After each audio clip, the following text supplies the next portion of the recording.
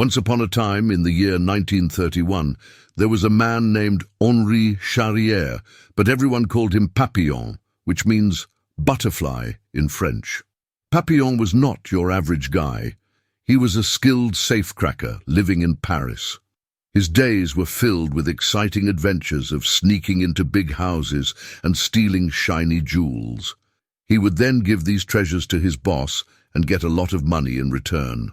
One day, after a successful job, Papillon met his boss to hand over some sparkling diamonds. The boss asked if Papillon had kept any for himself, but he said no.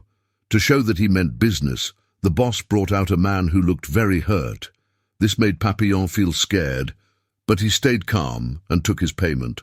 Later, he met his girlfriend Nanette and gave her some jewelry he had hidden from his boss. They were happy together, but as they walked, a stranger noticed the necklace she was wearing. That night, while they were dreaming about their future, Nanette wanted to leave the city and live in the peaceful countryside. But Papillon thought they wouldn't make enough money there. The next morning, their conversation was interrupted by loud knocking on the door. When Papillon opened it, police officers rushed in and arrested him. They accused him of murdering the same man his boss had hurt the night before. Papillon tried to tell them he was with Nanette all night, but they didn't listen. Later at the police station, Nanette came to see him and wanted to help by telling the truth. But Papillon stopped her because he knew it wouldn't change anything. He felt hopeless and decided he needed to escape from prison instead. He told Nanette to move on with her life, but she didn't want to leave him. In prison, Papillon met another inmate named Julot. Julot told him that if he wanted to escape, he needed money. He pointed to a man named Louis Degas, who looked harmless, but was actually very rich because he had been caught for making fake money. Degas had hidden lots of cash where no one could find it. Soon after, all the prisoners were taken by boat to a scary place called the Penal Colony in French Guiana. That night on the boat, Papillon tried to make a deal with Degas for protection in exchange for money. But Degas said no at first. However, when Degas saw someone get killed for hiding money inside them, he got really scared and agreed to work with Papillon. The next day was full of action when a dangerous prisoner tried to attack Degas. But Papillon jumped in just in time and fought off the attacker, even though he got punished for it later. He felt happy that Degas was safe. Finally, they arrived at the penal colony where everything looked dark and scary. The warden was mean and warned everyone that trying to escape would lead to terrible punishments like being locked away alone for years or even worse. The prisoners were forced to do hard work like collecting rocks. Papillon met a boatman and offered him a lot of cash for a way out. But then trouble came when another inmate found out about their plan and tried to take Degas' money. Once again, Papillon rushed in to save Degas from danger. Papillon was in a tough spot. He had just fought a scary man to protect his friend Degas, but he got hurt in the fight. Degas watched this and realized he couldn't survive on his own. He knew that by the time his wife found a way to rescue him, he would be gone. So, with no other choice, Degas decided to join Papillon in his escape plan. The next morning, all the prisoners were called to the yard for something shocking. They were going to watch an execution. Julot, another inmate, had tried to escape and accidentally hurt 2 guards. Now he was going to face the guillotine, a scary device that could chop off heads. The other prisoners watched in horror as Julot was punished. It was a terrible sight. Afterward, the warden ordered Papillon and Degas to take Julot's body to the burial site. On the way, Degas broke down in tears. He had never seen a dead body before, and now he had to carry one. Papillon tried to encourage him to stand up, but Degas couldn't move. Just then, some guards came over and ordered Degas to pick up the body. When he said no, one of the guards started whipping him. Papillon couldn't take it anymore. In a burst of anger, he picked up a rock and hit the guard on the head. Then Papillon ran away, but Degas was too scared to follow him. That night, Papillon reached the shore where he was supposed to meet the boatman for their escape. But when he got there, the boatman just laughed at him. Papillon turned around and saw guards coming toward him. The boatman had told them about Papillon's escape plan because he got paid for turning in inmates. Soon after, Papillon was taken back to prison. The warden had some news for him. The guard he hit was still alive. This meant that Papillon wouldn't be executed. Instead, he would be sent to solitary confinement on another island. When he arrived there, it was dark and lonely. The only rule was not to make any noise. Unlike before, where inmates could talk and move around, here they were stuck in small rooms. Even talking to yourself could get you in trouble. The food was terrible too, just one weird soup a day. But one day, something surprising happened. Papillon received a coconut with a note inside. It said he would get coconuts every day from now on. He realized it was from Degas and felt happy eating it. This went on for weeks until the warden found out about it. Furious, he killed the guard who had been bringing the coconuts and confronted Papillon about it. Papillon didn't say anything about Degas because he wanted to protect his friend. As punishment, the warden cut his already small food supply in half. A month passed, and Papillon grew weaker from not eating enough. One day, the warden came with a delicious meal and asked again who sent him the coconuts. But once more, Papillon stayed silent. This made the warden very angry. He decided to leave Papillon in darkness for the rest of his time there. Now Papillon faced a terrifying situation. No food, no friends, and no light.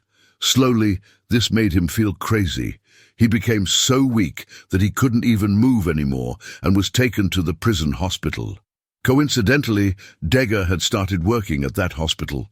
Over time, he had gained the warden's trust and received special privileges because of it. One day, while working there, Degas met someone who told him that Papillon was pretending to be insane in order to survive this nightmare. Papillon had a clever idea. He knew that pretending to be crazy was the only way to get back into prison. So he started acting like a maniac. Soon, he and Degas began to talk about their escape plan again. This time, they decided to ask 2 more prisoners for help. Papillon wanted someone strong and smart, while Degas wanted to help someone who was always picked on. They ended up choosing a tough guy named Cellier and a kind man named Maturette, who was often bullied. Degas gave all his savings to Cellier, who used his connections to buy a small boat for their escape. They planned to escape during movie night, when many guards would be distracted. Degas felt nervous about the whole thing and thought about backing out. But Papillon reminded him that this was their one chance for freedom. If they didn't go now, they might never get another chance. On movie night, many officials were present, and Degas served them drinks.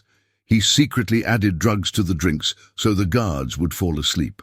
Inside the prison, Papillon and the others waited anxiously for Degas to return. Suddenly, it started raining, and the power went out. Cellier panicked and suggested they run away without Degas, but Papillon refused. He wouldn't leave his friend behind. Just in time, Degas arrived with the keys. Using the darkness to their advantage, they quickly opened the main gate and fled the prison. But soon they reached a dead end. The only way to get to the shore was by jumping into the water. Papillon, Cellier, and Maturette jumped successfully, but when it was Degas' turn, the lights came back on. This startled him, and he landed awkwardly, breaking his leg. Cellier wanted to leave Degas behind since he couldn't walk, but Papillon wouldn't abandon him. Together with Maturette, they carried Degas and finally reached the shore where their boat waited. Without wasting any time, they all hopped in and sailed away into the dark ocean. The next morning, after hours of escaping, Cellier noticed they hadn't gone very far.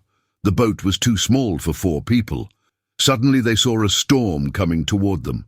Realizing they had little time left, Cellier threw Maturette into the ocean and then went after Degas. But Papillon jumped in front of him, leading to a fierce fight between the 2 men. Cellier was much bigger and seemed ready to win when suddenly Degas stabbed him from behind. Together, Papillon and Degas threw Cellier off the boat and helped Maturette back on board. But then a huge storm hit them hard, and everything went dark. When they woke up again, they found themselves on an island. A nearby community had seen them floating in the ocean and rescued them. As Papillon wandered around in confusion, a nun approached him and said they were in Colombia. She knew what they had done and where they came from. Papillon tried to explain himself, but the nun told him he would be safe as long as he repented for his sins. That evening, Papillon found Degas and told him they needed to leave this place right away, before anything else happened. Here, Degas looked at Papillon and shook his head. He didn't want to run anymore. He was tired of always being on the move and wanted to stay in one place forever. Papillon respected his friend's choice and turned to talk to Maturette, but he found out that Maturette liked it there too, especially because of the girls. Feeling alone, Papillon decided to leave by himself. As he walked toward the boat, he saw some officers arriving. It turned out that the mean nun had told the authorities where they were hiding. Worried, Papillon rushed back to Degas to warn him, but it was too late. The officers spotted them. In a terrible moment, Maturette was shot and killed right in front of them. Papillon and Degas were captured again and taken back to prison. 5 years passed. Papillon had spent all that time in solitary confinement, and now he was being sent to a place called Devil's Island. When he arrived, he was shocked to see Degas there too. Degas had received a harsher punishment because he had spiked the drinks of the officers before they were caught. They were so happy to see each other again after 5 long years. Even though they had both changed a bit, their friendship felt just as strong. That evening, while looking out at the ocean, Papillon had a brilliant idea. He told Degas that if they could make a small raft, the waves would carry them to safety. But this time, Degas didn't want to escape. He explained that for 5 years he had lived peacefully, without any trouble or violence. Plus, he learned that his wife had married someone else, so going back didn't seem worth it.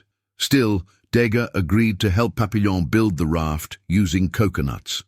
The next morning, they hugged each other tightly and said their goodbyes. Papillon threw the raft into the ocean and jumped in after it. The plan worked. The waves started carrying him away while Degas watched with tears in his eyes.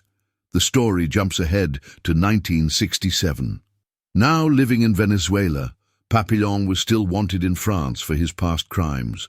But in 1969, he was finally pardoned for everything he had done.